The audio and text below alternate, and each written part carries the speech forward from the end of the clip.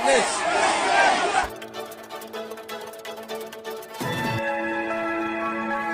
Assalamualaikum warahmatullahi wabarakatuh. Salam perubahan, salam Indonesia semakin sejahtera, damai, aman, sentosa, dan bahagia warganya, dan maju juga negaranya. Nah teman-teman semuanya, alhamdulillah kita bersyukur kepada Allah Subhanahu Wa Taala yang telah mengantarkan calon presiden kita Anies Rashid Baswedan menjadi sosok yang semakin digandrungi di berbagai tempat ya, di semua daerah di seluruh Indonesia.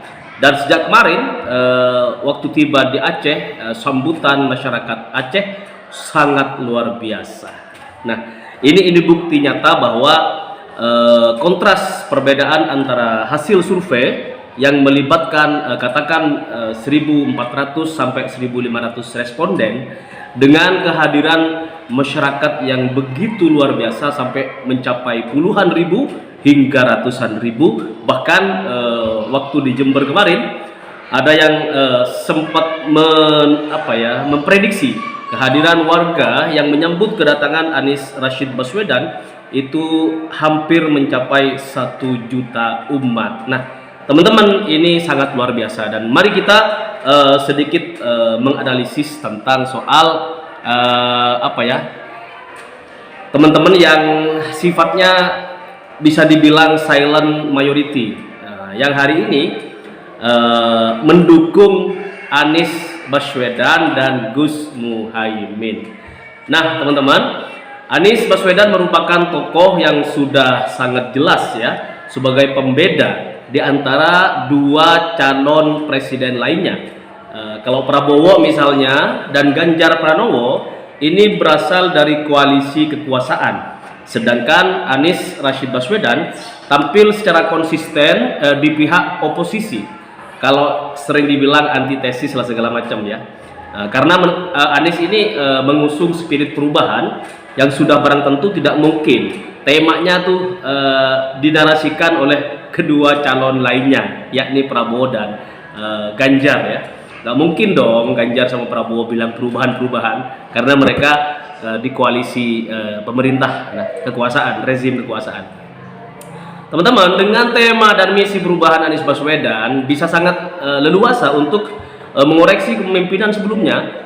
Nah, tidak berarti semua salah, tapi akan ada banyak yang perlu dikoreksi, dan Anies punya ruang untuk menawarkan gagasan-gagasan dan program-program yang baru dan lebih segar tentunya bagi seluruh masyarakat Indonesia. Nah, sesuatu yang baru tentu akan sangat ditunggu dan lebih diminati oleh mayoritas rakyat Indonesia. Nah, teman-teman, kita sekali lagi harus bersyukur kepada Allah Subhanahu Wa Taala. Allah mengirimkan sosok Anies Baswedan sebagai calon yang sangat kita idolakan. Dari peran ini, logikanya sih dukungan rakyat terhadap Anies Baswedan akan sangat besar, karena hadirnya Anies yang fresh pertama, kedua cerdas dan berpartisipasi. Nah, benar-benar diinginkan oleh mayoritas masyarakat Indonesia. Indikator yang bisa menjelaskan logika tersebut adalah pertama nih, lahirnya ratusan simpul-simpul relawan yang secara sukarela melakukan kerja-kerja politik untuk Anies Baswedan dan Gus Muhaimin. Nah, yang kedua, adanya gelombang massa yang selalu bergerak ke setiap tempat ya, atau ke setiap acara yang dihadiri oleh capres kita Anies Baswedan. Nah, dua indikator tersebut sudah cukup untuk menjelaskan silent majority yang punya harapan besar terhadap Anies Baswedan untuk memimpin negara kesatuan Republik Indonesia ini ke depan gitu. Nah, ekspektasi kepada Anies tentu makin besar. Nah, ketika keadaan rakyat pada hari ini sedang katakan sangat memprihatinkan ya. Survei yang dilakukan Polmark misalnya di 32 provinsi atau di luar 6 provinsi di Papua dengan 38.400 responden dengan margin of error 0,51%, mengungkapkan fakta yang menuntut munculnya seorang pemimpin yang mampu melakukan perbaikan alias perubahan, teman-teman. Nah, fakta itu adalah bahwa 92,6% rakyat merasakan harga bahan pokok naik dan tidak terjangkau. 92,6% ya. Sejak rezim Jokowi, Megawati dan PDIP-nya gitu. Ini 98,5% rakyat merasa bahwa korupsi yang masif saat ini telah mengakibatkan kehidupan rakyat semakin sulit dan terus terbelakang serta terabaikan.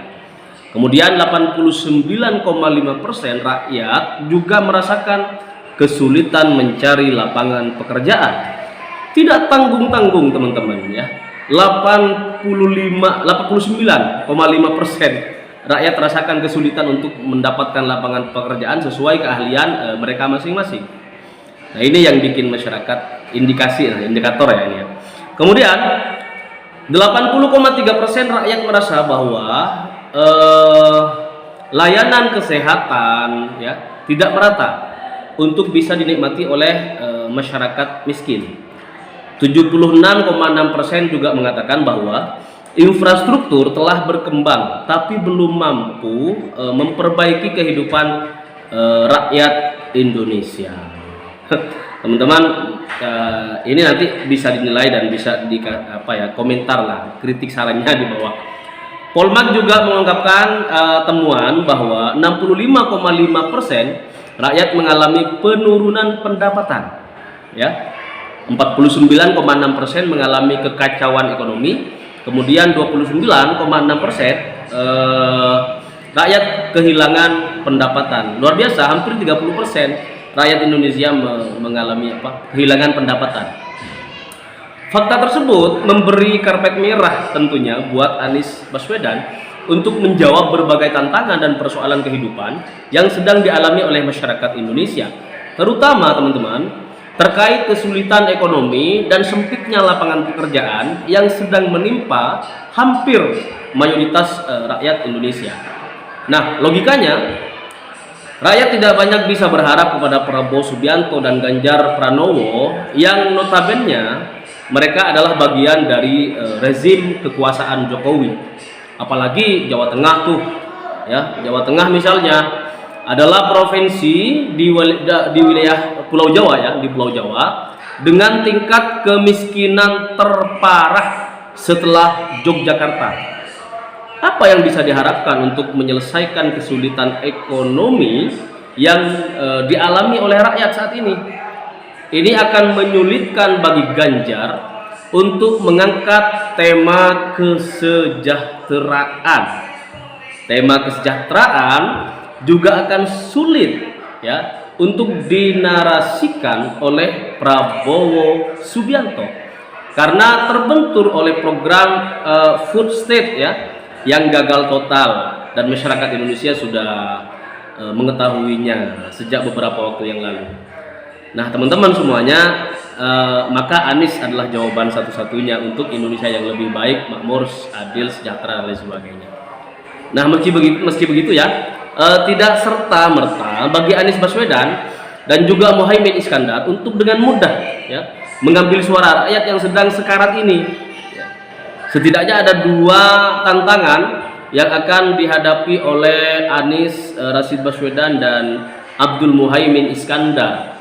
Yang pertama, adanya potensi abuse of power ya, penyalahgunaan kekuasaan, penggunaan instrumen atau alat negara dan kecurangan menjadi hal yang kerap terjadi pada setiap pemilu. Contoh pemilu 2019, Prabowo diduga telah menjadi korban. Saat ini Prabowo telah menjadi bagian dari kekuasaan. Dari 3 capres, hanya Anies Baswedan yang berada di luar kekuasaan dan di luar pemerintahan rezim Jokowi, Megawati, PDIP. Nah, yang kedua teman-teman, maraknya money politik. Di tengah intimidasi terhadap para donatur atau penyumbang relawan Anies, Lawan politik sedang menghambur-hamburkan uang tentunya. Dua lawan politik Anies Baswedan ini memiliki logistik yang relatif tidak terbatas, sangat luas kekayaan dan logistik mereka.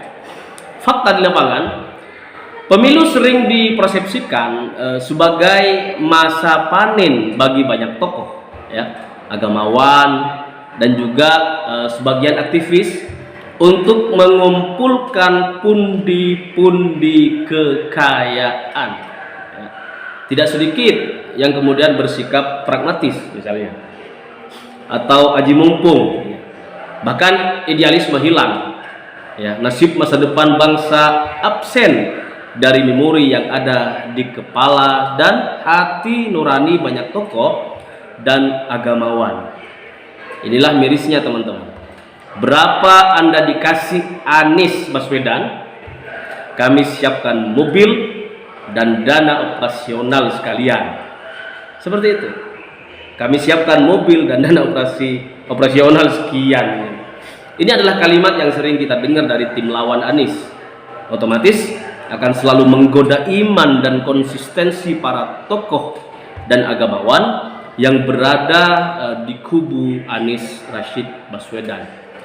Karena sering kita dengar, maka Anda akan mudah mengeceknya. Silakan dicek. Ini banyak sekali bukti-bukti, ya.